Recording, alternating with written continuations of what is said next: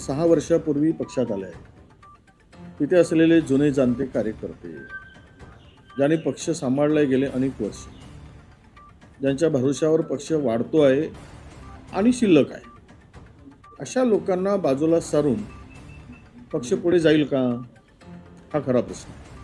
आणि या सगळ्यांसाठी गेली 20 वर्ष पक्षाची स्थिती कमकुवत असताना भक्कमपणे पक्षाला मजबूत करण्याचं काम त्या ठिकाणी मी केलेलं आहे. हे महाराष्ट्रातील आणि जिल्ह्यातील सर्व जनतेला ठाऊक आहे. अलीकडे झालेल्या नगर परिषदेमध्ये मी जीव ओतून काम केलं. नगण्य असा सहभाग खासदारांचा त्या ठिकाणी होता. म्हणजे तिथल्या आमदार खासदारांना माहीत आहे, आपल्या जनतेला माहीत आहे. त्यामुळे त्यानंतर जे काय नगराध्यक्ष झाले, उपनगराध्यक्ष झाले, हे सर्व ज्यावेळेस आलं तर आम्ही विचार विनिमय करून मी जरी मेहनत केली असली तरी हे केलं. याही निवडणुकीमध्ये जवळपास 60 जागेपर्यंत आमच्या दोघांच्या सह्यांनंतरच एबी फॉर्म वितरित झाला. त्यांनी सही केली, माझी सही झाली आणि प्रदेशाध्यक्षांचा आदेश होता की जिल्ह्यातील दोनही नेत्यांच्या संमतीनेच उमेदवारींचं वाटप झालं पाहिजे. आणि जवळपास 60 जागेवर दोघांनी सही करून आम्ही उमेदवार ठरवले. 6 जागेमध्ये ज्यावेळेस प्रश्न आला त्यावेळेस वसंतराव पुरकेजी त्यांच्याकडे गेलेत आणि त्यांनी फार तांडव करून माझ्या जवळच्या जे शिवानीताई बरोबर लोकसभेच्या उमेदवारीसाठी गेले, त्यांचे तिकिटासाठी त्यांनी प्रचंड आग्रह धरला, त्यांचे तिकीट कापायसाठी, आणि ते सक्सेस झालं. मी फार उगीच भांडण पक्षातला काहीतरी वाढवू नये म्हणून मी शांत राहिलो आणि त्यातील 2 लोक निवडून आले आणि त्यामुळेही प्रचंड नुकसान पक्षाचं त्या ठिकाणी झालं. आणि मला वाटतं की मला वाटतं कुठलंही भांडण नाही, त्यांचा गैरसमज आहे. मी काय मेहनत घेतली आणि मी कुणाच्याही दरवाजात कुठल्याही नगरसेवकाला बोलवलं नाही, म्हणजे गेलो नाही. स्वतःहून ते नगरसेवक तिथे आले. आता हायकमांड येईल, त्या नगरसेवकांना प्रत्यक्ष विचारेल की कोण कोणाला घेऊन गेले. शेवट नेतृत्व खासदार झाले म्हणजे काही जिल्ह्याचे किंवा लोकसभेचे मालक ठरत नाहीत.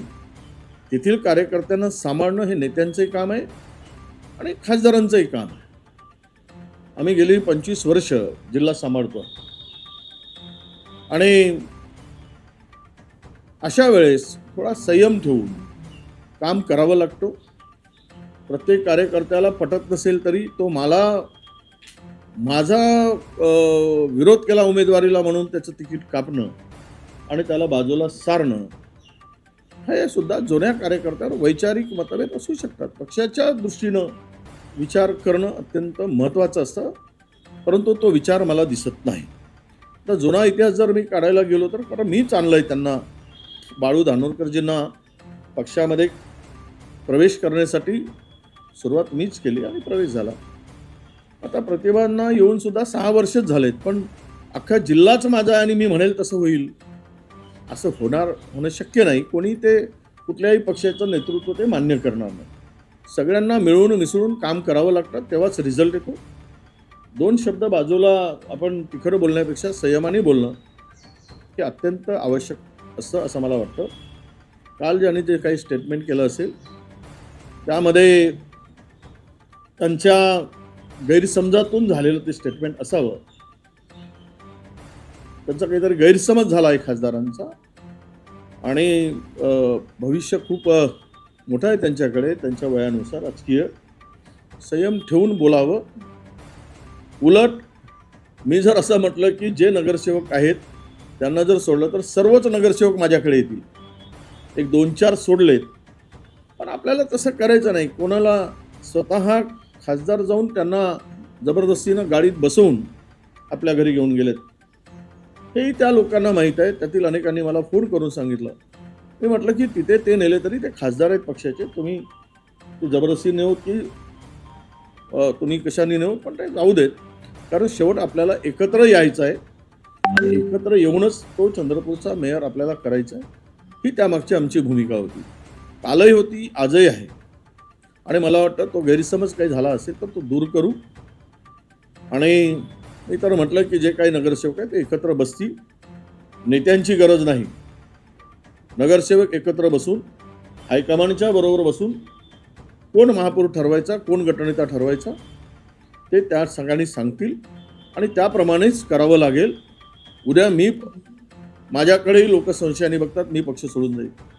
त्यांच्याकडेही लोक संशयाने बघतायत, ते पक्ष सोडून जाईल. अशी अफवा होतात, चर्चा होतात. आम्ही नेते लोक उद्या पक्ष सोडून जाऊ, पण कार्यकर्ता मात्र जमिनीवर असतो.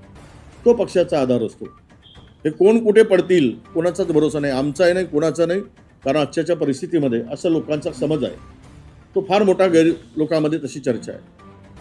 आम्हाला आमच्यापेक्षा नेते गेले हव्यावर, पण कार्यकर्ता जिवंत राहिला पाहिजे, तर तो पक्ष जिवंत असतो.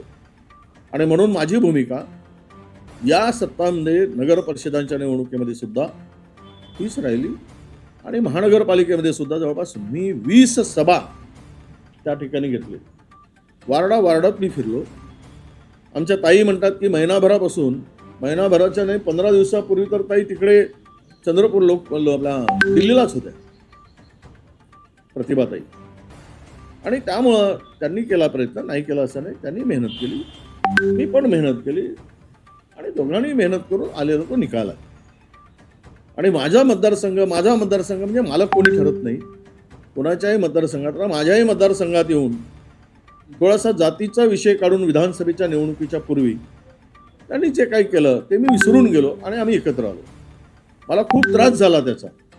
समाजामध्ये गैरसमज निर्माण केला गेला की इथे कोणीही झालं तरी कुणबी समाजाचाच माणूस निवडून आला पाहिजेत विधानसभेत, असं म्हणून माझ्या मतदारसंघात मेळावा घेतला. पण लोकांनी, समाजाने अशा फालतू गोष्टीला विश्वास ठेवला नाही आणि फालतू गोष्टीकडे लक्ष दिलं नाही आणि फालतू अशा चर्चेवर लोकांनी लक्ष देऊन मतदानही केलं नाही. त्यामुळे त्या ठिकाणी माझा विजय झाला. मला सगळ्या समाजाने मतदान केलं. त्यामध्ये कुणबी समाजाचा सुद्धा प्रचंड मोठा वाटा त्यामध्ये आहे. परंतु असाच समज एखाद्या खासदारांनी एखाद्या आमदारांच्या मतदारसंघात जाऊन जातीय विष ओकणं, म्हणजेच खासदार धानोरकर काय फक्त एका समाजाच्या भरोशावर आला असं समज करून घेणं ते चुकीचं आहे.